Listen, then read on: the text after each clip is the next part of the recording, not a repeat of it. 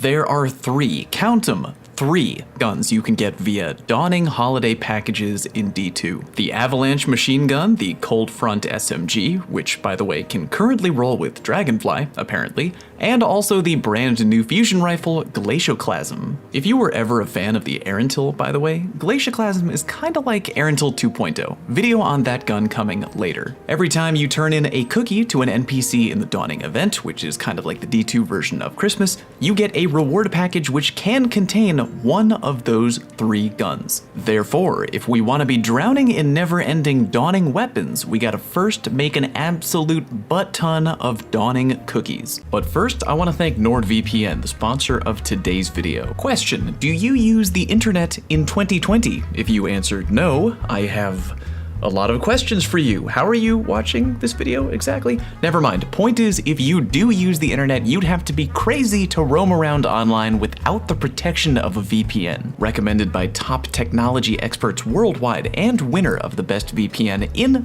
Best VPN Awards for 2020 by VPN Mentor, NordVPN is truly nothing short of optimal. Care about more than just online privacy? Well, how about content unblocking, bruh? Do you really want to watch a particular show via your favorite at-home streaming service, but it isn't available in your country? Tell them to GTFO with NordVPN. Use their techno magic, and you don't have to worry about location-restricted content anymore. Sound pretty good so far? Well, it's about to get better, because right now NordVPN has a special Christmas deal. Every purchase of a 2-year plan will get you 4 additional months for free. Go to nordvpn.com/falloutplays and use coupon code FalloutPlays at checkout. Protect yourself and optimize your online privacy with NordVPN. And once again, big thank you to them for sponsoring today's video. Alright, back to the content. In order to make cookies, you need 3 ingredients. One of those ingredients you'll need a lot of because it's used in literally every cookie recipe. That ingredient?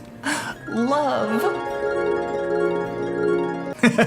I'm just with you. It's actually essence of Dawning. The other 2 ingredients vary depending on what kind of cookie you're trying to bake. In a perfect world, you'd be able to get all 3 ingredients together in just one quick and easy farm. Kinda doesn't work that way. If you just want to play the game naturally, it'll take a while because Bungie is really stingy with the essence of Dawning, but you will eventually stack up on both essence and a lot of random cookie ingredients. But if you want a more targeted farming method, well, here we go. First farm I'm gonna show you today is for the essence of Dawning. Yeah, I will be showing you multiple farming methods today. I will explain why as we go along. So for essence of Dawning, you can do a few things. My favorite method so far has been Wrathborn Hunt farming. The most optimal way to do it is with a group. This may sound confusing, but don't worry, I'm gonna break it down real easy. Okay, you're gonna have your fire team leader and 1 to 2 other guardians in the fire team who I will refer to as the DPS team. You'll see why. So, fire team leader, open up your lure, and if you can, do a hunt for Savik, and make sure that it is a tier 2 hunt. By that, I mean put a mod in each notch of your lure. Only one of them can be a blank mod. If both of them are blank, that is a tier 1 hunt, and we don't want that because you get more essence from a tier 2 hunt. So go ahead and pack that bad boy up with mods. When the lure is good to go, fire team leader launches the activity, you fly down to the tangled shore, and drop the lure to call out Mini Boss 1. You know the drill. Damage the F out of the mini boss. Then, when he chickens out and runs away, track him down and launch the actual Wrathborn Hunt activity. Here's where things change up. When the Wrathborn Hunt activity loads, fire team leader, your job is to officially sit back and do absolutely nothing. I mean it, don't even take 1 step. Put your controller down, don't do anything. Other 2 guardians who are not the fire team leader, aka DPS team, you may now proceed into the Wrathborn Hunt. Head on in, summon the final big bad, aka Savik, and murder Savik good. Use whatever top-notch DPS loadout you prefer, but with the 2 of you, I doubt it'll be much of a problem. When Savik is dead, good job, you did it, and earned a bunch of Dawning essence in the process. Because the fire team leader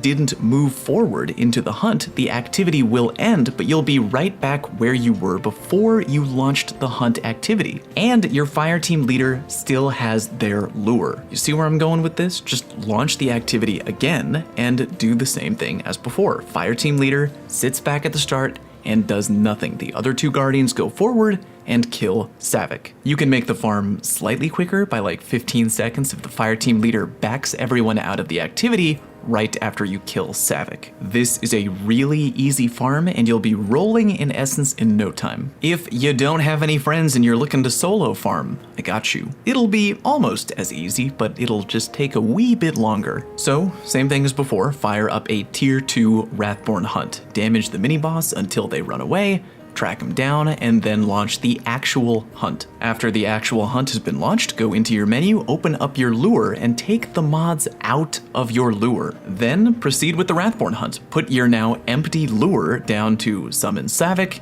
kill Savik, and congratulations, you've gotten Dawning Essence without wasting a lure charge or without wasting any lure mods. If you are a solo player, do that over and over and over. But again, the method with multiple fire team members is optimal because you don't have to start all over at the very beginning each time. By the way, it should be worth noting that you can also get Dawning Essence from a legendary Lost Sector. I much prefer the Wrathborn hunt method with multiple fire team members, but if you're a top tier PvE baller and there's actually a good legendary Lost Sector that day, you might want to actually consider running a legendary Lost Sector farm. Again though, that is really dependent on what legendary Lost Sector is available that day. But if there's one you're really good at speedrunning, go for it. Alright, now you got the essence. You can always just scrape together cookies from whatever materials you've got on hand, or you could do a very easy solo AFK farm that will allow you to rake in a ton of cookie baking material. Before you X out of the video because you're thinking, hey, I saw this farm. You mean the AFK farm on Shattered Throne with the Titan sunspotting, right?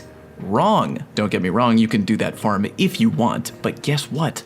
Not optimal. Why is it not optimal? Well, using the Titan Sunspot method, you are sure to stay alive forever and repeatedly kill Thrall, which is good, but because so many of the Thrall you're killing are burning to death in your Sunspot fire, you're going to be earning a lot of impossible heat cookie material in addition to Taken Butter. And while it's a great method of farming those two materials, there's no cookie in the game that you can make with Impossible Heat and Taken Butter together. So instead, we're going to use a non-Titan Sunspot method to farm, which will result in better materials. Better because they all come together to create a cookie of some kind. Right now, I've got a farming method for Titans and for Warlocks. Sorry, Hunters, better luck next time. Warlock players, here is your AFK farming build. You're going to need the following things. Bottom Tree Voidlock, that gives you access to Devour, and the 5 following armor mods: Grasp of the Warmind, Light from Darkness, Reactive Pulse, Stacks on Stacks, and Charge Harvester. This is kind of a combination between Charged with Light and a Warmind cell build. Reactive Pulse is kind of the star of the show. When you AFK at a certain area in the Shattered Throne dungeon, Shadow Thrall will spawn forever and try to come beat you to death. If you're charged with light and a Shadow Thrall punches you, Reactive Pulse activates and kills that Thrall. In order to get charged with light, first you kill Thrall with a 7th Seraph weapon until you get a Warmind cell, walk on over and pick up that Warmind cell. Light from Darkness allows you to become charged with light when killing enemies near you with a Warmind cell.